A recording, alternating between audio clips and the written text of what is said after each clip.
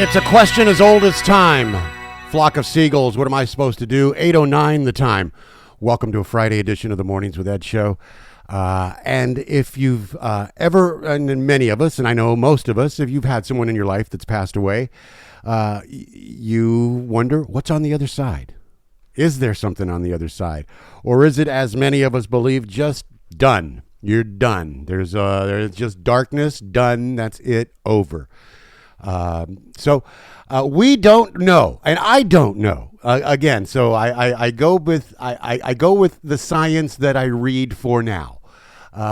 And I saw this story about surgeons about to saw through an 80-year-old man's chest after a heart attack back in December of 2020, when he suddenly became conscious.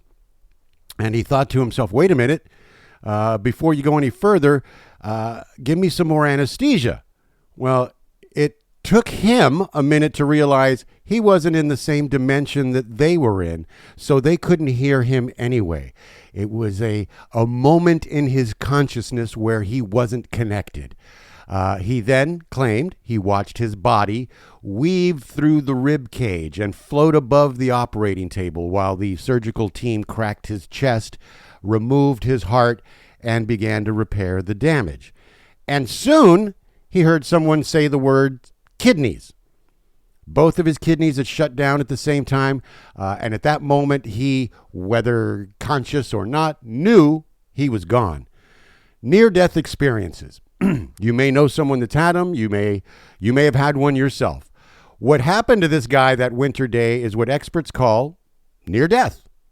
It can occur when doctors bring a person back to life after the heart flatlines and breathing stops, which happens when a person dies for any reason, not just during a heart attack, by the way. Millions of people have recorded near-death experiences since cardiopulmonary resuscitation, better known as CPR, was invented back in 1960. There's a doctor, Dr. Sam Parnia, who's an NYU health intensive care physician, who's researched this phenomenon for decades. Parnia is the senior author of a new study designed to uncover what he calls hidden consciousness. And it's the hidden consciousness of death by measuring electrical activity in the brain when the heart stops and breathing ceases. A lot of people report the same experience.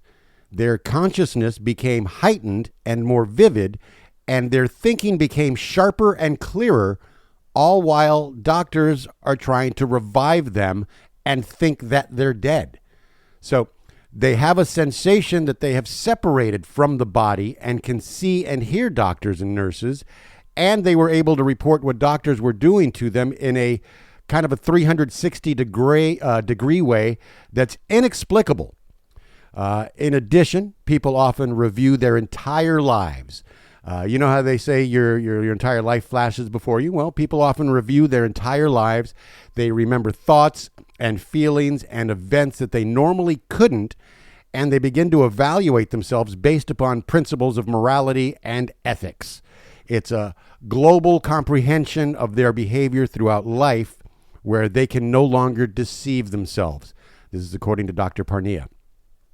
People also, in many cases, reported seeing a godlike being.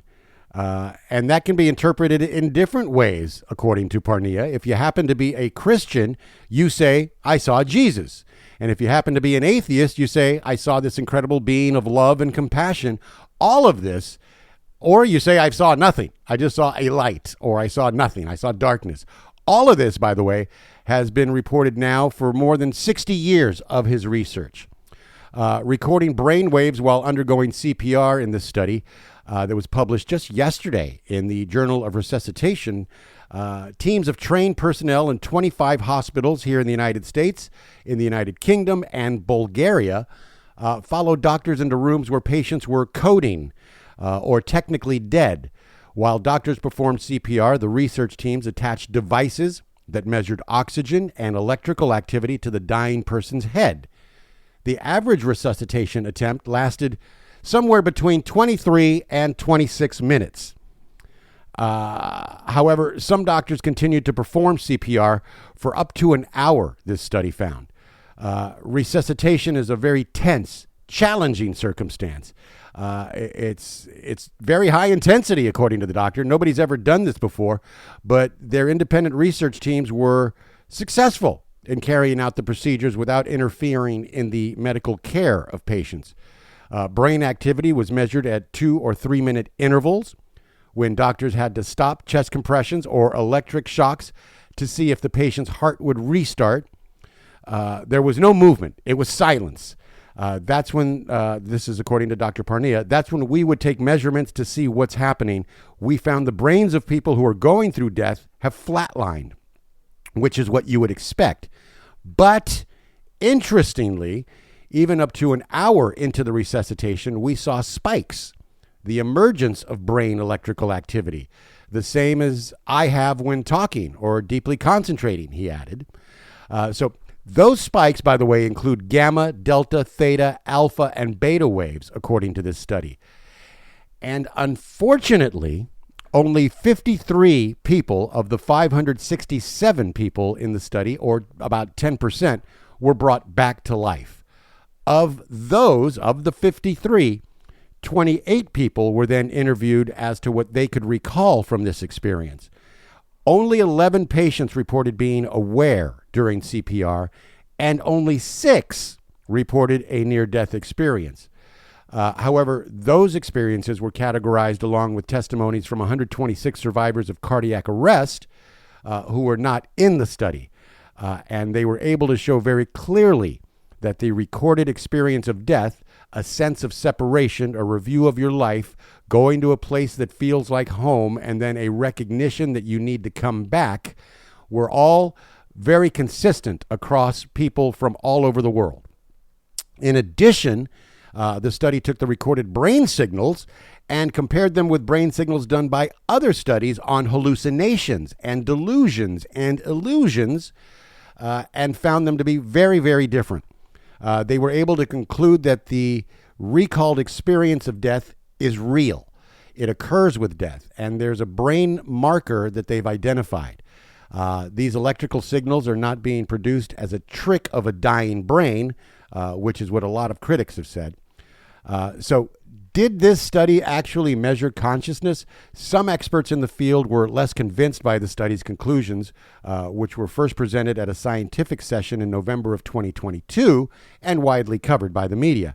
The latest report of persistent brain waves after cardiac arrest has been blown out of proportion by the media. In fact, his team did not show any association between those brain waves and conscious activity. And this is according to Dr. Bruce Grayson, Carlson Professor Emeritus of Psychiatry and Neurobehavioral Sciences at the University of Virginia School of Medicine in Charlottesville. And he goes on to say, that is, those patients who had near-death experiences did not show the reported brain waves, and those who did show the reported brain waves did not report near-death experiences.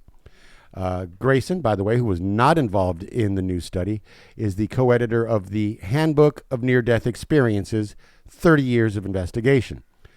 He and cardiologist Dr. Pim van Lommel, a Dutch researcher and writer on near-death experiences, they submitted comments to the journal to publish alongside the new study.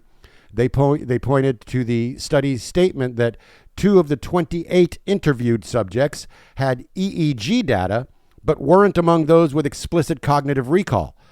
All the study has shown is that in some patients, there's continued electrical activity in the head that occurs during the same period that other patients reported having near-death experiences.